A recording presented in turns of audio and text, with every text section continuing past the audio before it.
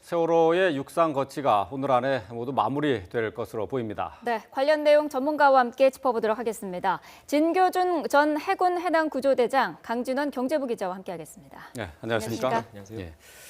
자, 먼저 강진원 기자가 좀 먼저 정리를 좀 해주셔야 되겠는데, 네. 이제 세월호가 참사 1089일 만에 올라왔고, 그러니까 이제 세월호 참사 3주기를 바로 일주일 앞두고 이제 육상에 올라왔는데요. 네.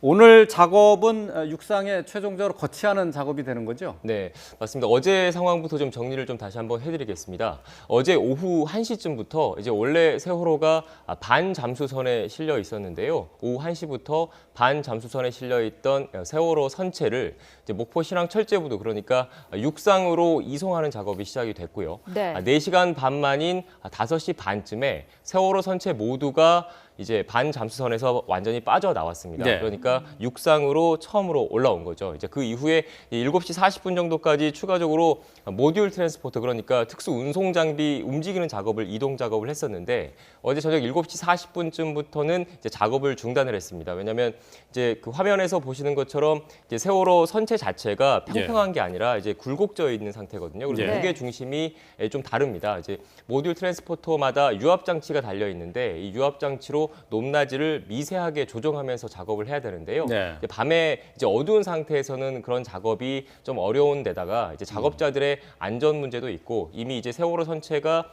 이제 육상으로 올라와 있는 상태이기 때문에 이제 보다 안전하게 작업을 진행하기 위해서 이제 오늘 오전 7시부터 이제 작업이 시작이 됐습니다. 네. 지금 화면 보시는 것처럼 현재 상태는 세월호 이제 선체 자체가 직선으로 반 잠수선에서 반드시 이렇게 나와 있는 상태인데 네. 오늘 앞서 이승배 기자가 전달했던 것처럼 이제 세월호 선체를 보면 그 왼쪽으로 세월호 선체가 눕혀져 있는 상태인데요. 이 눕혀져 있는 상태에서 지금 보시는 화면에서 이제 그 저희 화면에서 보면 오른쪽이죠. 화면에서 보면 오른쪽이 객실 부분입니다. 이 객실 네. 부분이 이제 목포 신항부두, 그러니까 육지 쪽을 바라볼 수 있도록 90도로 회전하는 작업이 일단 돼야 될 것 같고요. 이 회전한 다음에 이제 그 받침대에다 최종 거치를 하게 되는데 이 작업이 일단 1차적으로 진행이 추가적으로 돼야 되고요. 그 이후로는 반 잠수선에 보면 그 세월호 인양 리프팅 빔, 그러니까 철제 빔 말고 그 아래 모듈 트랜스포터가 들어갈 수 있는 받침대 3개가 있었습니다. 예. 이 받침대 3개를 이제 육상에 있는 거치 장소로 그대로 옮겨서 지금 옮겨 있는 상태인데, 그러니까 옮기고 있는 중인데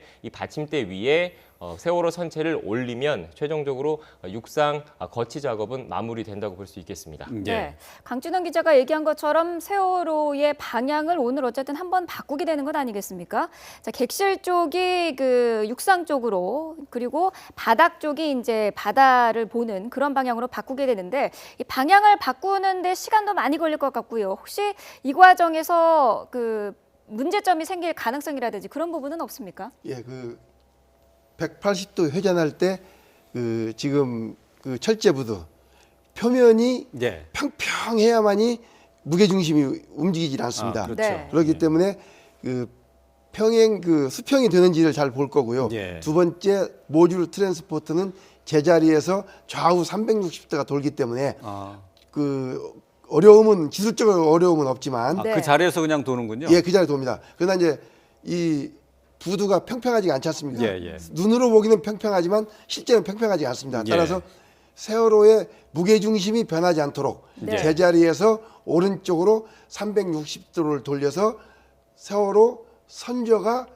바다 쪽을 향하도록 예. 돌려놓으면 되겠습니다. 예. 네. 그러니까 이제 쉽게 설명을 하면요, 저희 자동차 주차를 할 때, 후진할 때 차를 뒤로 뺐다가 핸들을 이제 꺾으면서 다시 돌렸다가 직선으로 들어가지 않습니까? 네. 지금 그 작업을 이제 세월호 선체에 있는 모듈 트랜스포터에 바퀴가 달려 있는데 예. 그거를 지금 이동 작업을 한다고 생각을 하시면 될 것 같습니다. 예. 네. 지금 이제 화면에 목포 신항에 지금 올라와 있는 세월호의 모습을 잠시 보셨는데 지금 이제 그 갑판의 모습을 이제 그 부두 쪽으로, 그러니까 네. 이제 그 바닥은 바다 쪽을 향하고 이제 그렇게 이제 방향을 잡은 것 아닙니까?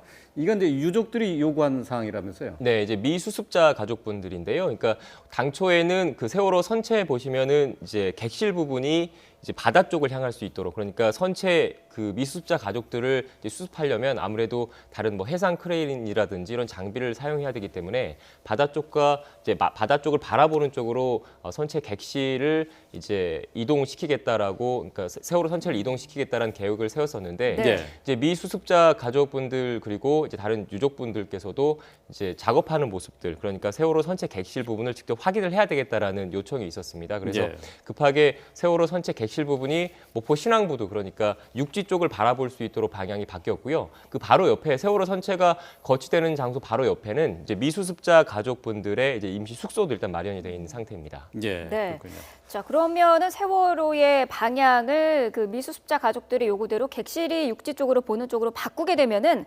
그러면은 해상 크레인을 이용하는 데 문제가 있습니까? 어떻게 되는 겁니까? 해상 크레인은 바다에서 가까울수록 작업하기가 쉽지 않습니까? 네. 왜냐하면 이게 암이 나가는 길이가 있지 않습니까? 예, 예. 그런데 이제 이게 돌려놓으면은 육지 쪽으로 가면은 좀 멀겠죠. 네. 그래서 좀 힘들겠지만 특별하게 지금 해상 크레인을 쓸 이유가 별로 없습니다. 왜냐하면 육상에서 웬만한 그 크레인들이 와서 다 작업이 가능하기 때문에 네. 예. 특별히 해상 크레인을 쓸 이유가 없기 때문에 육상 쪽으로 보고 돌려놔도 특별한 문제가 없다 이렇게 보겠습니다. 예. 네.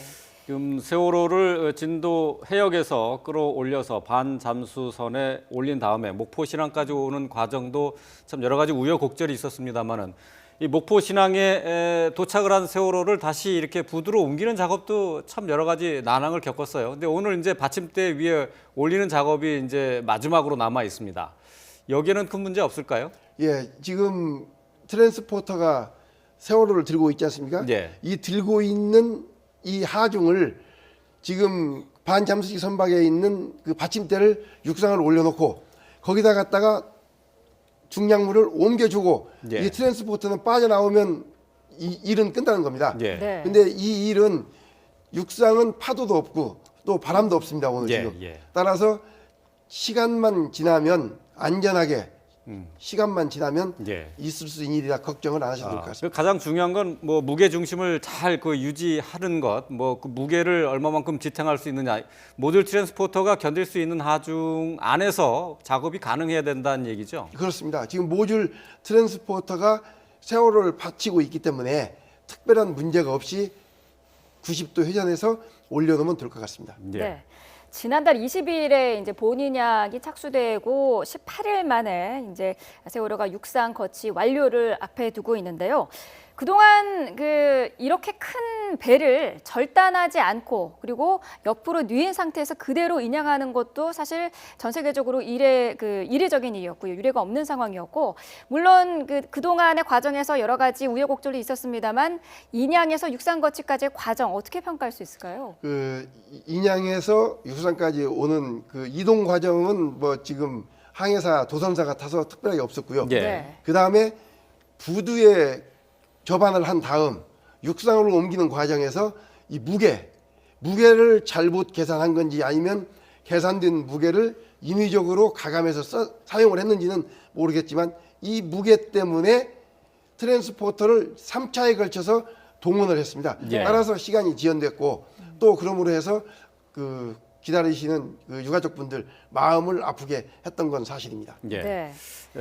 뭐 해수부에서는 당초 이제 오늘까지 모든 작업을 마무리할 수 있을 것이다. 이제 육상 거치도 장담을 했었는데 그 계획대로 이제 어제 모두 육상으로 올라왔고요. 이제 거치대, 그러니까 받침대에 올리는 작업만 남아 있습니다. 근데 지금 세월호의 무게 계산이 여러 번 왔다 갔다 했어요. 처음에는 13,400톤 정도 예상을 했다가 14,000톤으로 올라갔고 또 16,000톤, 17,000톤 왔다 갔다 하는데 그 무게는 지금 현재 어느 게 정확하다고 봐야 되나요? 일단 어제 이제 최종적으로 그 육상 이송 직전에 이제 해양수산부에서 브리핑을 했습니다. 그때 밝힌 그 세월호의 무게가 17,000톤 정도였습니다. 예. 네. 앞서 이제 진 대장님께서도 말씀을 하셨는데 이게 그 지금 저희 화면에서 보고 계시는 그 반잠수선에서 최초의 그 측정을 했던 무게가 16,700톤 정도였습니다. 근데 네. 그 이후에 이제 세월호 무게가 13,000여 톤, 14,000여 톤 이렇게 늘어나면서 이제 그 세월호를 그 무게 측정이 제대로 돼야지 이제 특수 운송 장비를 그 제대로 그 개수만큼 맞춰서 드리고요. 그래서 이제 육상 이송 작업을 차질 없이 진행을 할 수가 있는데 이제 세월호 선체 무게 측정이 실제보다 과소평가가 돼 있다 보니까 예. 모듈 트랜스포터 장비 현재는 지금 600축이 들어가 있습니다. 근데 당초에는 최초에는 456축 그리고 그 이후에는 480축 정도를 했는데 예. 실제로 2번 테스트를 했는데 들리지가 않은 겁니다. 일부 객실이요. 그래서 당초 원래 해양수산부의 계획은 지난달 31일 날 세월호 선체를 목포 신항부두로 접안하는 것까지는 성공을 했습니다. 그리고 그 이후에 육상 이송 작업을 마무리한 뒤에 오늘, 그러니까 오늘이 10일인데 오늘부터 모든 작업을 다 마치고 미수습자 수색 작업을 할 계획이었습니다. 그런데 예. 이 무게 측정이 잘못되면서 차츰차츰 그 일정이 수년이 됐고요. 결국은 미수습자 수색 작업도 그만큼 미뤄진 거라고 일단 볼 수 있겠습니다. 물론 네. 이 부분에서 해양수산부 쪽과 인양업체 쪽은 그 무게 측정 방식에 대한 나름대로 해명은 내놓고 있습니다. 그러니까 그 무게 측정을 잘못한 게 아니라 무게 측정의 방식, 그러니까 인양줄을 당겨서 측정했을 때 뭐 홀수선을 쟀을 때 그때 좀 차이가 있었다라고 해명을 하고 있지만 네. 이로 인해서 결국은 그 미수습자 수색을 위한 일정 자체가 연기된 거는 사실이고요. 예. 이에 따라서 뭐 가족분들이라든지 이를 바라보는 국민들이 이제 마음 아파하는 것에 대한 비판은 피하기가 어려워 보입니다. 네. 오늘 내로 육상 거치가 완료가 되면 그렇다고 해서 바로 그 미수습자를 수색할 수 있는 건 아니지 않습니까? 네, 그렇습니다. 그 현재 지금 세월호 선체는 오늘 안에는 육상 거치 최종 작업이 마무리될 것으로 보입니다. 하지만 세월호 선체 이제 3년 동안 그 바닷속에 침몰해 있는 상태지 않습니까? 그래서 올라오는 과정에서 이미 부식이 많이 돼 있고요. 네. 추가적인 부식을 막기 위해서는 이제 세월호 선체에 지금 바닷물, 그러니까 소금기, 염분기가 많이 묻어져 있기 때문에 1차적으로 선체 외부에 대한 그 세척 작업이 일단 필요할 것 같고요. 네. 그리고 그 얼마 전에 세월호 선체 내부 모습이 최초로 공개되지 않았습니까? 네. 사실상 내장재라든지 벽 구조물들이 다 쓰러져 있는 상태이고 뭐 변기 같은 것도 이렇게 떨어져서 왔다 갔다 하는 모습도 보입니다. 네. 때문에 추가적으로 작업자들이 들어가서 수색 작업을 해야 되는데 이를 위해서는 1차적인 방역 작업이 필수적이라는 생각이 듭니다. 그래서 물론 작업자의 그 작업 역량이라든지 투입 민원에 따라서 차이가 있을 수는 있지만 네. 1차적으로 거치를 마무리한 이후에 일주일 안팎 정도는 그 미수습자 수색을 위한 그러니까 세척 방역 작업이 추가적으로 이루어지고 그 이후에서야 이제 미수습자 수색 작업이 본격적으로 진행이 될 것으로 예상이 되고 있습니다. 네. 진 대장님, 지금 그 예비적으로 본격적인 이제 수습 작업에 앞서서 지금 좀 가판 안쪽으로 해서 객실의 일부 좀 들어가 보지 않았습니까? 지금 객실 내부 상태는 수색하기 상당히 어려운 지금 상황이죠. 예, 그렇습니다. 왜냐하면은 배가 좌연으로 지금 누워 있고요. 예. 그다음 이 안에 개조하면서 샌드위치 패널, 미장제 예. 이런 것들이 물속에서 3년간 있음으로 해서 다 그 절단이 됐고, 예. 네. 그다음 특히 지금 조심스러운 것은 그 안에 일부 남아 있는 그 구조물도 예. 낙하할 우려가 있기 때문에 네. 정확한 안전 진단이 필요합니다. 예. 그 안전 진단이 이루어진 다음에 사람이 진입해야 되겠습니다. 네. 그렇군요. 예. 앞서서 그 강준환 기자가 얘기했던 선체 세척이라든지 방역 작업 그리고 장애물을 좀 제거하는 그런 작업이 필요할 것 같은데 그런 부분과 그 수색 작업은 동시에 이루어질 수는 없는 겁니까? 동시에는 안 됩니다. 왜냐하면 일단 안전 조치가 이루어지고 난 다음에 예. 작업 요원이 들어가는데 네. 이 작업 요원들이 들어가려면은 우선 어떻게 그 내부 상황이 돼 있다는 그 상황을 다 설명을 듣고 예. 안전 교육을 받은 다음에 투입이 되기 때문에 네.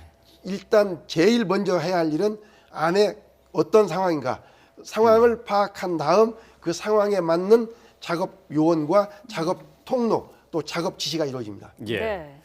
자, 이제 육상으로 올라온 세월호에 대한 선체 수색 작업 준비가 이제 오늘부터 내일부터 이제 본격적으로 시작이 되겠습니다. 실질적으로 내일부터 본격적으로 시작이 되겠는데 지금 진도 해역 그러니까 세월호가 애초에 그 침몰했었던 지역에서는 이미 그 수습 작업이 시작이 됐죠.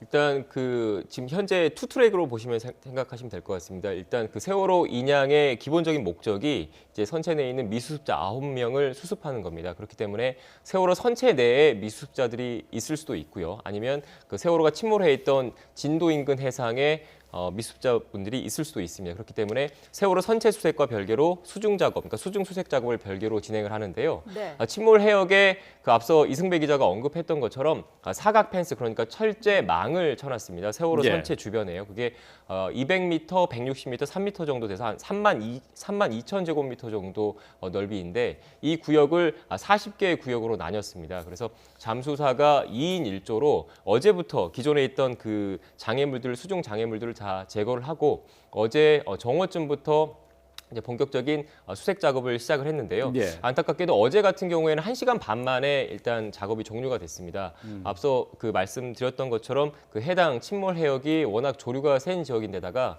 이제 수중 시야가 좀 좋지 않아가지고 작업이 중단이 됐고요. 1시간 반 만에 추가적인 성과는 없었던 것으로 파악이 됐습니다. 다만 네. 해수부는 이제 일단 그 해당 지역의 그 수중 장애물들은 다 제거를 했기 때문에 뭐 기상 여건 등을 감안해서 현재 30여 명 정도 잠수사들이 현지에서 상주를 하고 있습니다. 2인 네. 1조로 2달여 가량에 걸쳐서 일단 계속 수색 작업을 진행할 예정이라고 밝혔습니다. 네. 자, 세월호 선체의 수색에 대해서도 지금 계획을 짜고 있을 것으로 보이는데 앞서서 그 미수습자들이 있을 것으로 추정되는 목격자들의 진술이라든지 그런 부분을 통해서 추정되는 부분들이 몇 군데 있지 않았습니까? 이런 부분은 우선적으로 살펴봐야 할까요? 아니면은 어떤 안전성이라든지 그런 부분을 우선적으로 고려를 해야 될까요? 제가 볼 때는 그 실종자가 있을 가능성이 가장 농후한 곳, 네. 그곳을 먼저 수색을 하는 게 옳을 거로 봅니다. 네. 이번 그 구역이 어디냐면은 세월호가 정상적으로 이 항해를 하다가 예. 좌연으로 기울였지 않습니까? 네. 자연으로 기울인 다음에 선미 부분이 먼저 들어가면서 이 선수 부분이 한 이틀 정도 물에 떠 있었습니다. 예, 예. 네. 따라서 좌현측 선미 부분 램프가 절단돼 있었지 않습니까? 예, 네. 그렇다면 화물이 이쪽으로 몰렸기 때문에 하중을 많이 받아서 램프가 절단됐었거든요. 네. 따라서 좌현측 선미 부분을 먼저 수색을 해야 되는데 이 제 경험에 의하면 자연 쪽 선미 부분은 지금 그 안에 있는 집기류가 제일 먼저 요 자연 쪽 선미 부분에 쏠려 예, 있습니다. 예. 네. 그 다음에 실종자가 그 위에 있을 겁니다. 그 다음 3년간에 걸쳐서 뻘이 쌓여있기 때문에 네. 실종자는 집기류하고 뻘하고 그 사이에 예. 지금 중점적으로 봐야 할 구역이다 이렇게 보시면 되겠습니다. 예. 네. 사고 해역의 수습 작업 얘기로 조금 더 들어가 보도록 하죠. 그곳은 글쎄 이제 그 맹골 수도라고 해서 상당히 물길도 세고 작업이 그렇게 쉽지 않은 지역이죠. 그 현장에도 가보셨고 직접 그 수색 작업도 지휘를 하셨는데 그 지금 바다 밑에 상태가 어떤 거라고 봐야 됩니까? 지금 바다 우선 잠수사가 작업을 할 수 있는 기본 조건이 있습니다. 파도가 2m 이내야 되고 유속이 1나트 즉 시속 1.8km 이내야만이 예. 잠수사가 수중 작업이 가능합니다. 예. 이 곳은 소조기 때는 하루에 물이 4번 들고 4번 빠지는 그 물이 바뀌는 시기가 정조라고 그러는데 예. 네. 그 시간이 유속이 가장 짧은데 그 타임에 2번 정도 작업이 가능합니다. 따라서 소조기 때는 8번 작업이 가능하고요. 예. 지금처럼 대조기로 넘어가는 이 시기에는 이 정조 타임 즉 밀물과 썰물이 교차하는 이 시기에 1시간 정도밖에 작업이 안 되기 때문에 예. 하루에 한 4번 정도 작업이 가능한데 지금 작업 방식은 그 바둑판식으로 그 구역을 나눠놨죠. 예, 예. 160을 다 나눠놨습니다. 나눈 다음 각 구역을 탐색하는데 시야가 30cm 정도밖에 나오지 않습니다. 아. 따라서 이 줄에다가 1m 간격으로 매듭을 만들어 가지고 예. 줄을 놓고 그 다음에 이 매듭 하나를 잡고 이 갈퀴나 또는 그 갈고리나 이런 걸로 긁으면서 예. 이렇게 원형을 그리면서 이게 돕니다. 예. 1m를 돈 다음 다시 줄을 2m에 예. 또 매듭을 지어가지고 예. 다시 이렇게 돌고 하는데 지금 이곳은 밀물과 썰물에 의해서 뻘이 움직입니다. 뻘이 움직이기 때문에 유품이나 실종자가 만일에 있다 하더라도 예. 눈으로 봐서는 탐색이 안 됩니다. 따라서 갈퀴나 또는 그 갈고리 같은 걸로 예. 예. 긁어서 탐색을 해야 되기 때문에 네. 대단히 어렵고 수작업이다 이렇게 보시면 되겠습니다. 거의 뭐 컴컴한 방 안에서 더듬듯이 그 수색을 하는 작업이 되겠네요. 네, 그렇습니다. 그리고 이제 그 큰 자동차나 또는 그 포크레인 같은 것 또는 연돌 이런 게 떨어진 것을 못 찾았을 때는 과학적인 장비가 있습니다. 아, 예. 잠수정이라든지 예. 또는 사이드 스캔 소나 또는 ROV가 있는데 우선 그 세월호를 인양한 위치에서 3km 이동했지 않습니까? 예. 반자스식 선박까지. 예. 그때 램프가 절단돼 있었지 않습니까? 이 당시에 빠져나온 물건이 있는지 없는지 같은 것은 아까 말씀드린 과학적인 장비. 예. 네. 사람이 들어가지 않고 ROV나 사이드 스캔 소나나 또는 잠수정 같은 걸로 탐색하는 것이 효과적일 겁니다. 네. 예. 그동안 세월호가 바닷속에 있을 때는 수색 작업이 사실 잠수사들만의 몫이었는데요. 이제 육상으로 올랐기 때문에 조를 짜서 하는 거 아니겠습니까? 뭐 해경이라든지 국가수 직원도 포함이 된다고 하는데 육상에서의 수색 작업은 어떻게 이루어지는 겁니까? 일단 선체 수색 방식에 대해서 다시 한번 설명을 좀 드릴 필요가 있습니다. 네. 그 세월호 선체 보면 3층과 4층, 5층이 이제 객실과 조타실 부분인데요. 이제 세월호 선체 4층에 이제 단원고 학생들, 선수 부분에 단원고 남학생들이 있었고 예. 선미 부분에 단원고 여학생들이 있었습니다. 그리고 네. 3층이 일반인 객실이었습니다. 현재 미수습자분들이 9명인데 이 가운데 단원고 학생이 4명이고요. 이제 선생님들, 그러니까 교사분이 2명, 일반인이 3명입니다. 네. 그렇기 때문에 4층과 3층에 일단 객실 부분에 있었을 가능성이 크다고 보고 일단 그 부분에 대해서 중점적으로 이제 수색을 할 것 같습니다. 예. 그리고 현재 그 세월호 선체 내부에 CCTV라든지 그 생존자 진술 등도 있기 때문에 예. 이제 내부적으로는 어느 구역에 있었을 것으로 추정된다라는 안은 마련한 것으로 일단 알려지고 예. 있고요. 그렇기 네. 때문에 이제 세월호 선체에 대한 세척과 방역 작업이 끝나고 나면 일단 그 부분에 대한 중점적인 작업이 시작이 될 것 같습니다. 그리고 이와 덧붙여서 당초 그 해양수산부에서는 이제 세월호, 그러니까 미수습자 수색 방식으로 이제 세월호 선체 3층과 4층, 5층을 따로 절단을 한 뒤에 바로 세워서 절단면을 통해서 수색을 하겠다라고 일단 밝혔었습니다. 이제 네. 내부 방침을 세웠었는데요.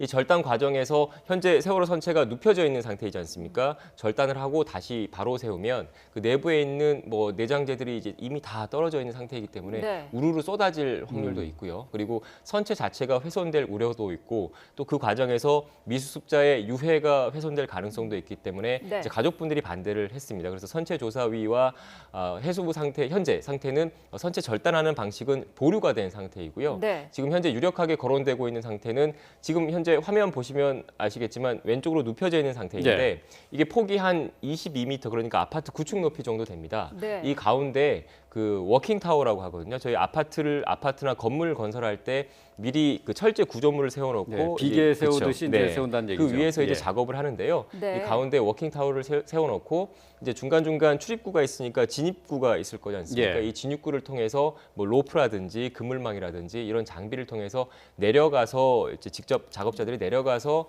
이제 수색하는 방식을 이제 고려를 하고 있습니다. 예. 네. 자, 1089일 만에 올라온 세월호 이제 막바지 인양 작업입니다. 오늘 받침대 위에 세우면 본격적인 이제 수색 작업과 사고 원인에 대한 조사에 들어갈 것으로 보입니다. 자, 관련된 내용 진교중 전 해군 해난구조대장 그리고 강진원 YTN 경제부 기자와 함께 짚어봤습니다. 고맙습니다. 고맙습니다.